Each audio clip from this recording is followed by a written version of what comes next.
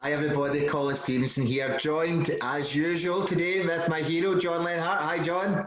Hi. And today we are asking the question, what is science? Okay, we believe science to be a lot of different things depending on how our mindset is, what we choose to look into, and what we choose for information to come towards us. But John, can you give us the definition of science, please? Yeah, I'm gonna cover this, but this is gonna tie a lot of our shows together. For instance, we talked on in depression. Yeah. We talked about how there were 10 words that help people organize their thoughts, especially those who have a fast brain.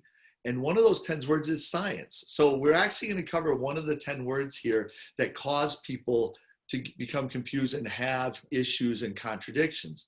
So the history of science is really people who were natural philosophers, people who looked to the stars, people who looked to nature and tried to figure out what was going on, were what we would today call scientists. But originally the term was called natural philosopher.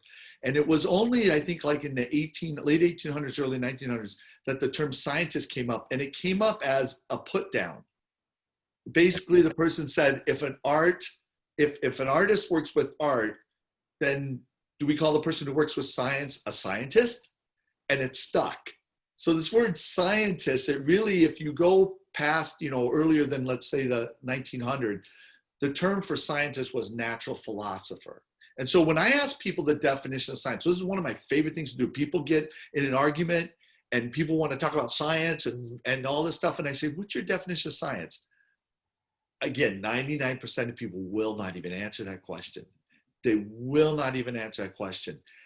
When I do get an answer, it basically says, looking at the natural world through observation and experiments. So the idea is trying to figure out the natural world, like that natural philosopher, through observation and experiments. So if you think about it, science technically can't apply, in their definition, to anything we can't see. So science is very limited in that fashion. If you go back to, in America, Noah Webster made the first dictionary in America. And in the very first dictionary, the definition of science was a state of knowing. Now, this is beyond understanding, a state of knowing. And I have a friend who wrote an article about the definition of science. He sent it to all of these scientific magazines and he asked them all their definition. None of them had a definition. And when he showed them the definition I'm about to show you, none of them would publish his article. So it's kind of funny. It's like, I'm not a conspiracy theorist like you, but there is kind of a conspiracy about the people in charge of science won't even define what science is, or they'll define it very limited. And I want to go back to this point. The Greeks understood the difference between understanding and truth. And we've done a lot of talk about truth. We did a whole series on truth. Understanding just gives you the why. It'll get you through the moment, but it doesn't last forever. And we are the ones who create understanding. Truth is outside of us. Truth, no human creates truth. No human has truth in it. And the Greeks understood they needed a tool to determine truth. Because if you determine truth, you now have something that exists forever. So I see science, and when you look at Noah Webster's definition, and you look at really the only non-contradictory definition of science, it is a tool for determining truth. This means science is not a belief. Nope. The problem people have with science and religion is they think science is a religion, and religion or a belief, and religion's a belief, and so they're contradictory. Science was always a tool to help people with their religion or their belief. The problem we have in culture now is people define science as a belief, and they've now taken out of our hands a tool for us to determine the truth. Right, okay, so basically, when people say this is a scientific fact, right, I hear this all the time, right? When people say to me it's a scientific fact, it says who, from who, where from, have you defined science? Have you understood? Have you seen this? Have you not seen it? Is this just a belief of yours? Is it a belief of somebody else? And this is why I find science, as you're talking about. So I'm a kind of, if I was to define myself on each side, I would be more of a natural philosopher. I have to dig. I have to, I have to rummage around. I have to feel things, know things to get that understanding. When I read something, if I was to start researching a paper that somebody else wrote and it was based on science, and somebody tells me that's scientific fact, it might not sit with me. And that's because I've not done with the work and I've not done the full understanding my way. And this is why when people say scientific fact, a lot of them are just regurgitating what they've read, and it can literally be nonsense. Well, if you remember our whole series on truth, Yep. A fact is just a right what. Yep. Understanding is a right what with a right why. And truth is a right what with a right why and a right how, the right explanation behind it. So someone could say this is a scientific fact, and that's great. But without understanding and without truth, it's nothing. A fact, we talked about deception. You can deceive someone with a fact. A right what with a wrong or no how and why is deception. So when someone says a scientific fact, that means nothing to me until you give me the how and the why. And that's what science was supposed to give us, the how and the why. And the problem is, and you've already identified it, is science today is all focused on the what, and they don't care about the how and the why. As long as they got the result they wanted, they call it a scientific fact. And science was here to determine truth. So I have a story that talks about this, because science ought to determine the truth. Science ought to be able to solve any problem. So when I worked with this company, and this is what, 24 years ago now, I worked with this company, and on April 1st, so in America, we have April Fool's Day on April 1st. On April 1st, we walked in and we were asked, 50 of the best scientists were asked to come into this room. We went into this room, and the vice president of R&D said, we have an issue. We have sold a new product. We've sold 7 million units of it, and 7 of them have had a major malfunction. 7 of them have caused these massive fires. One of them burned down a trailer. One of them burned down an apartment complex. We don't know why. And they said, you need to drop. They go, this is not an April Fool's joke. You need to drop everything you're doing right now and focus on this problem, because if we don't solve this problem, we're going to have to put 50 to $100 million aside for nuisance lawsuits, because anybody who has a fire, when this becomes public, is going to say, I was using that product. And then we're going to have to invest in it. And this was a family-owned company, and everybody got all these profit sharing and benefits twice a year, and that meant no one was going to get any money for the next year and a half. So no one was going to be happy. So they tell us that. We walk out of the meeting, and my lab mate, I shared a lab with another guy, in front of a group of people, he goes, you look like you're enjoying this. And I said, I am. I said, we finally all have the same project. I had a history of always getting the second highest rating wherever I worked. I could never get the highest rating. I accomplished all my stuff on time, under budget, and they'd always give the rating to somebody whose project was a flaming disaster. And the response was always, well, John, your project must have been easier than hers because she couldn't get hers done. You could get yours done.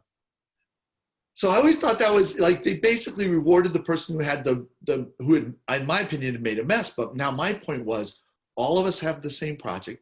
We're all going to find out who's the best. And if one of you is the best, I want to know who it is, because I'll come to your lab every day for an hour and just ask you a billion questions, because I want to be better.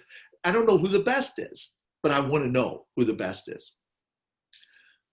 That morning, I'm walking through one of the tunnels at work, and I run into the R&D vice president. And he asked me, John, are we going to be able to solve this problem?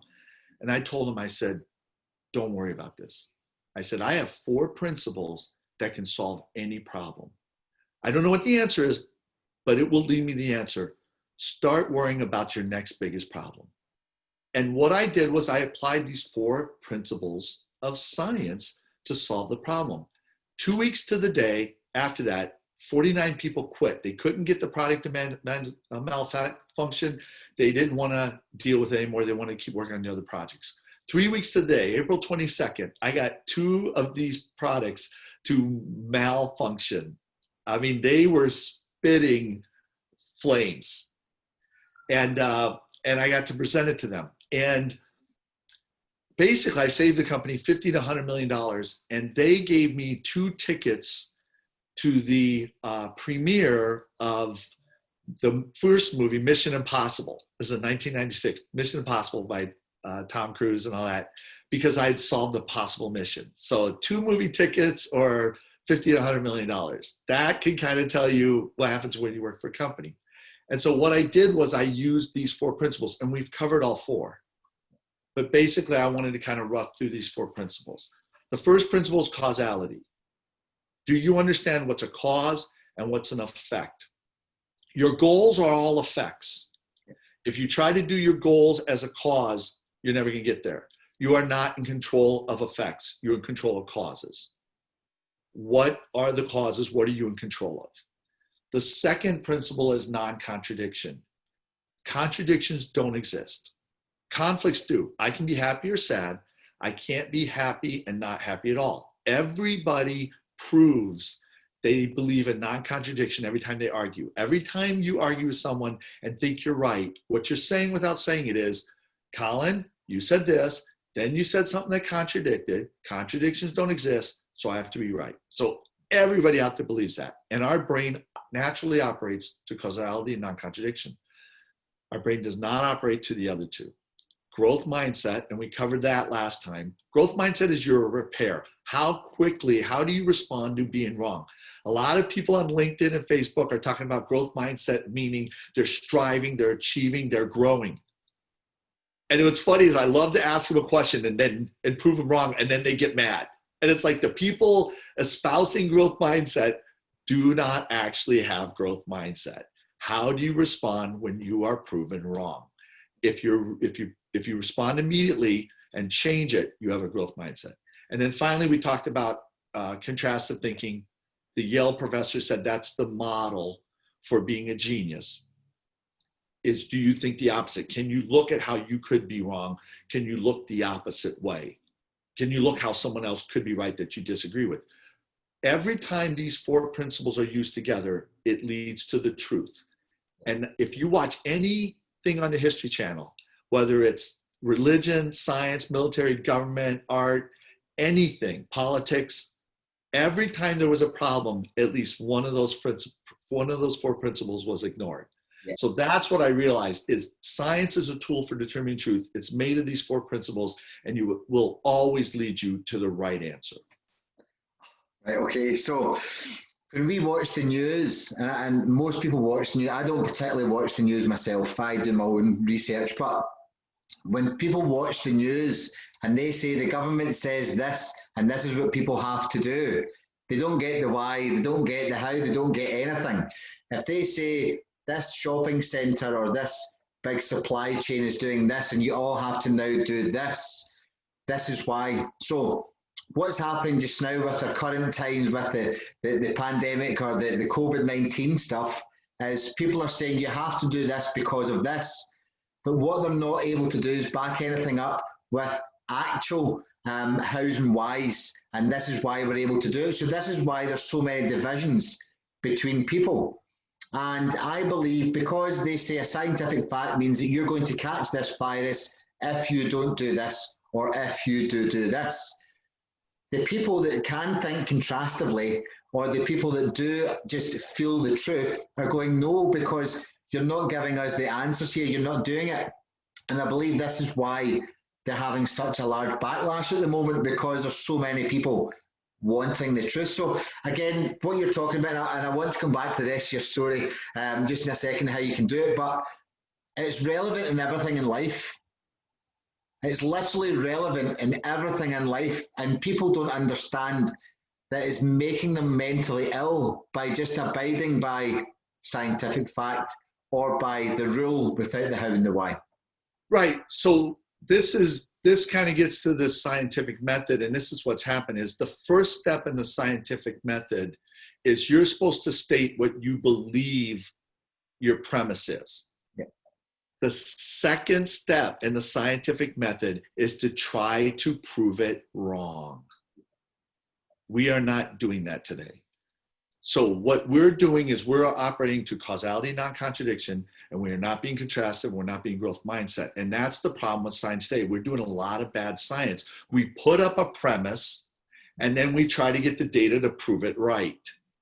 And we talked all about in the contrastive thinking. You can deceive yourself by making a causal chain that looks right, but truth is proven contrastively. You cannot prove truth comparatively. And what you just stated was it. They'll say to you, we got to do this because of this. That looks great. Can we now, but we're all sitting here looking at that and saying, but we're contrastive on it. We got some questions. Nope, we don't have time for discussion. It's a panic. There's no discussion. There's no dialogue. There's no looking at other data. There is no sitting down and looking at all the data or looking at all the points of view or being contrastive. And we talked in the contrastive one about the shuttle blowing up in 1986. They looked at a piece of paper and the engineers and said, yes, we can launch the shuttle. And then after it blew up, they looked at the same piece of paper and said, is it going to blow up? And they said, yes. And that is the thing from the beginning of this. And I wrote all of my articles on LinkedIn and I warned about this, is if we go comparatively, what's going to happen is when this whole thing comes out, we're going to realize there was a way to dissolve this early on, but no one was willing to be contrastive. No one was willing to hear the opposing view. Everybody's in such an authoritative perspective and they're A to being straightforward, no backward steps, that they go contrastive think, or they go causality, non-contradiction, this makes sense. And they ignore and that's when we look back at this, the history of this pandemic, you're going to see we weren't growth mindset. We didn't admit our mistakes as soon as we made them. And we weren't contrastive. We were not contrastive. We didn't invite other opinions. We didn't hear any of that. We just did 2 of the 4 principles of truth because science today is only 2 of the 4 principles of truth. Absolutely. Sorry for interrupting there. We have got the timestamp on this. And if it's in 100 years' time, this content will be online for them. That they get told that when they find out, we can say, do you know what? Our grandkids or whatever can say, no, actually, we already got it. And this is where I find when I believe truth in something, it's because I've got to try and prove it wrong rather than prove it right. If something's an answer to something, we'll obviously look at how it can be right. And there's more chance of us believing that belief in something going to be right. This is why, and I just want to talk about this quickly, relationships nowadays, okay? People get lonely. People are not at one with themselves. They feel that they need this partner. They've been messed about their whole life. And what they do is they don't do any science. So what they do is this person comes along and says, I will give you everything that you need. I am the one for you. And then the person jumps on board. They find out that there's no chemistry, science. There's no, there's no real connection and everything was based on fact, what they were told. And then they realize they've been lied to or misled. And then they blame that person. But it's down to them not doing the science. And I believe that we can actually do an episode on this because it's a massive, massive subject for me and what I deal with in my clients as well. So again, I will reiterate what I've already said. We can apply it to every part of life. And it's finding that truth, but choosing whether we want to go against. People don't want to go against in case they're wrong. And in case it's not the solution or not the answer, they would rather have that quick fix. And again, this is what I believe to be diminishing mental health massively across the globe, massively. But is there anything you want to finish us off with for science, John? I agree with you that this works in every area. So that's the thing, is that whether it's fixing this pandemic or whether it's dealing with these people, if you only use, and our brain naturally works the 2 of them, that's why you see everybody rushing forward this way, but real scientists, real geniuses use all 4, and there's very few scientists today that are using all 4. Yeah, no, I totally agree with that. No, I'm looking forward to some feedback from scientists on this post as well. It'll be great. But listen, thank you so much, Sean. I look forward to speaking to you soon. Take care. Bye.